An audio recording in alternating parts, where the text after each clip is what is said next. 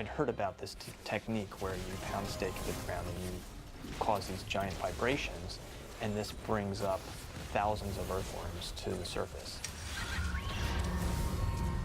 That's a real mystery because if you think about it, being on the surface of the soil is the last place you want to be if you're an earthworm. There's birds and snakes and lizards and ants and all kinds of things that can eat you, not to mention you're out in the sun.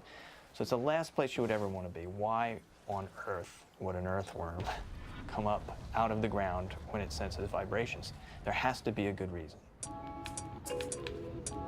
So Ken went to see the worm grunters in action.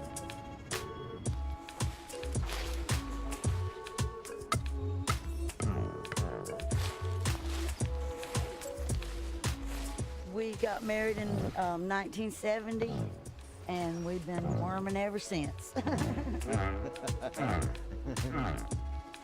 Things are usually not as good as the stories. This was better than the stories. I mean, up came the earthworms out of the ground.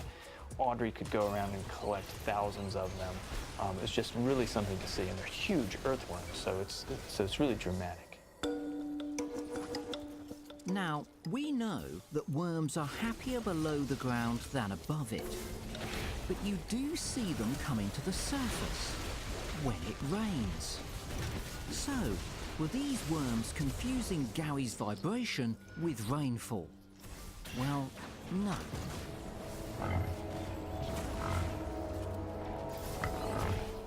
Earthworms come to the surface after a long rain, but it usually takes a whole day of rain or at least hours of rain. You don't see earthworms fleeing to the surface at the first raindrops. Ken had a hunch that something much more dramatic was causing this behavior. And that hunch was that so many worms would only surface so quickly if they were running scared. If you're chasing your dinner, you don't want to risk your life. But if you're about to be dinner, you need to risk your life to escape. And his suspicions were confirmed with the help of an old friend. Darwin says that it has often been reported when the ground is beaten or made to tremble that worms believe they're pursued by a mole and will exit their burrows to the surface. Yes, Ken thought the vibration of Gowie's grunting was mimicking the tunneling of the worm's ultimate predator. He just had to prove it. Gary